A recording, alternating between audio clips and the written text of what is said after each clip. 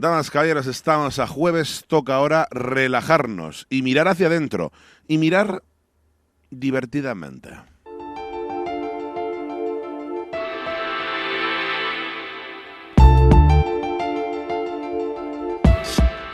Porque en este capítulo de Parafilias a veces miramos para adentro y nos encontramos con que lo que estamos contando, lo que Blanca Torres nos va a contar no tiene nada que ver con nosotros.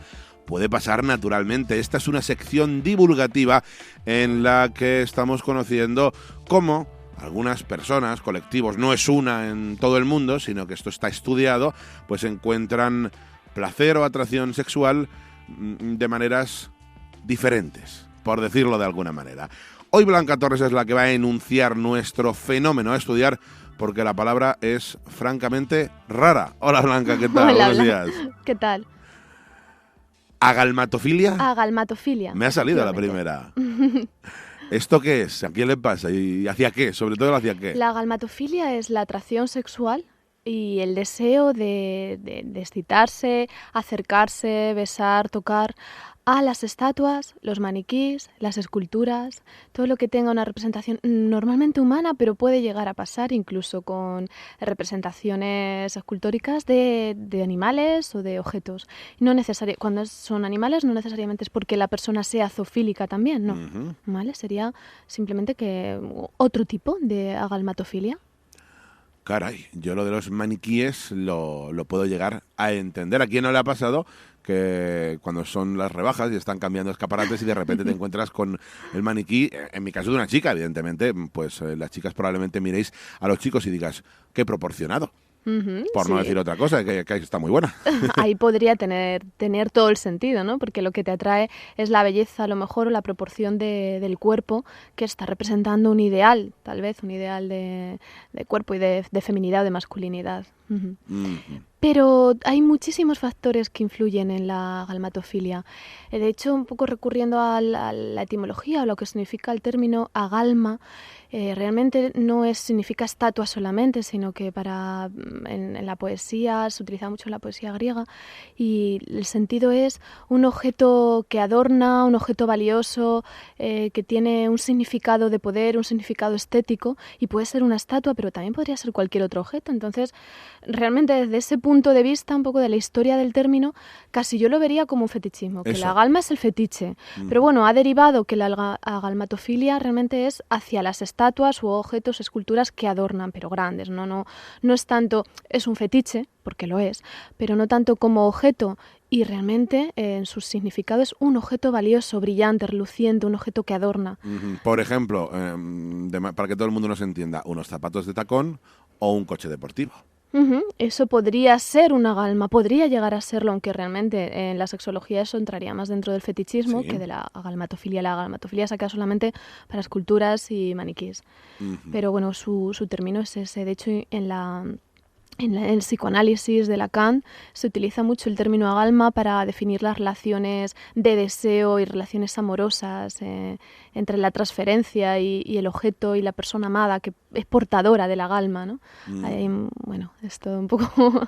no vamos a entrar en esto porque es psicoanálisis y lacaniano y tal, pero bueno, tiene ese sentido, ¿no? Que es como el objeto que otorga valor, poder, belleza, y se expande a muchísimas cuestiones, pero en la parafilia se refiere sobre todo a estatuas y maniquíes. O sea que lo que sentía Gollum por su anillo, mi tesoro, sería un fetichismo y no una agalmatofilia. Sería un fetichismo, pero quizá para Lacan y para los griegos sería una agalmatofilia. En cualquier caso, esto le pasa a mucha gente y sobre todo, ¿cómo se manifiesta? Parece que es más frecuente de lo que podemos pensar, pero bueno, se manifiesta, pues las personas que lo sienten muchas veces tienen el deseo de acercarse a la escultura que en ese momento pues están paseando, ¿no? Y una escultura, sienten el deseo de acercarse a la escultura, de tocarla, de sentirla en las manos, a veces incluso de besar o lamer, y eso provoca excitación sexual, pero también el simple hecho ya de tocarlo provoca como cierto placer en sí. Hay muchos tipos, pues algunos que a lo mejor llegan a llevarse maniquís, ¿no? Lo que tú comentabas de los cambios de escaparate, pedir el maniquí y llevárselo a casa. También tenemos que puntualizar que se diferencia mucho del deseo por una muñeca hinchable, porque no va por ahí. Es el tema de ver la belleza en la escultura y también el juego con la inmovilidad del objeto. Es bello, puede parecer real, pero es inmóvil. Y no aporta realmente nada como a lo mejor puede aportar la muñeca, que sí que tiene sus orificios y tal. Sí. No aporta nada, pero en esa inmovilidad puede incluso haber algo de dominación o de la fascinación de lo que llega a parecernos real y vivo, pero no lo es. Real en cuanto a lo bien hecho que está, pero que no va nunca a moverse ni a respondernos. Tiene mucha relación con el mito de Pigmalión también, la galmatofilia. Sí. En este sentido, ¿no hay también, no podría relacionarse con una excitación de orden estético? Uno ve el David de Miguel Ángel o la Venus de Milo y le toca una teta o el culo, para que todo el mundo nos entienda, y dice, qué maravilla, qué bruñido. Pero claro, es que estamos delante y estamos contemplando una obra de arte. Una obra de arte, claro, efectivamente. Hay muchos tipos de galmatofilia y una de ellas es cuando son obras de arte famosas y bien hechas. Luego hay otros tipos que es cuando la escultura representa algo patriótico y ya tiene más relación con el patriotismo, cuando es por animales y aunque no es zoofilia, pero es el hecho de que sea un animal muy bien representado. Pero sí que hay una parte muy importante, como decías, del placer estético, de lo bien hecha que está la escultura y de lo que supone en la historia y en el arte esa escultura. De todas maneras, esto es bastante platónico, ¿no? Porque teniendo en cuenta que se trata de objetos inmóviles con los que en principio no debería establecerse una relación sexual, pues en principio es una excitación de orden como muy privado, no va más allá. Claro, es una excitación, como muchas de las parafilias, que no tiene ninguna repercusión negativa en este caso, que no hay nada patológico en ello, que podría ser platónica, aunque haya una excitación sexual, pero podría ser platónica. No sé si conoces la historia, el cuento de Hoffman de Nathanael y el arenero, ¿no? Que Nathanael se enamora de una escultura que ve a través de la ventana Olimpia, precisamente porque la ve que puede ser muy real, pero no tiene claro si es escultura o no. Bueno, escultura no es una escultura, es una muñeca.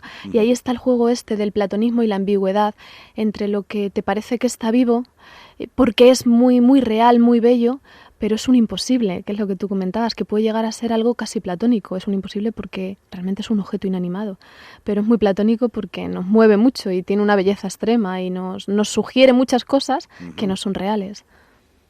Es interesantísimo porque además es que tiene tantas bifurcaciones, tantas posibilidades que yo creo que esto nos toca de cerca casi a todos. Sí, en cierto sentido yo creo que todo el mundo ha sentido alguna vez un poquito de agalmatofilia, de ver una escultura. Yo tenía una compañera de antropología que me decía, madre mía, el David de Miguel Ángel me lo pondría yo en la cabecera de la cama. Sí, yo creo que de un modo u otro a todos nos llega a ocurrir. Esto es lo que decimos siempre, todos tenemos un poquito de parafílicos. En este sentido, este tema nos viene muy bien porque lo podemos relacionar con la actualidad, porque el hecho de percibir la sexualidad de los objetos inanimados o incluso de los objetos artísticos, no se crean que es que Blanca y yo, que somos, como todo el mundo sabe, dos pervertidos, lo estamos contando aquí, no.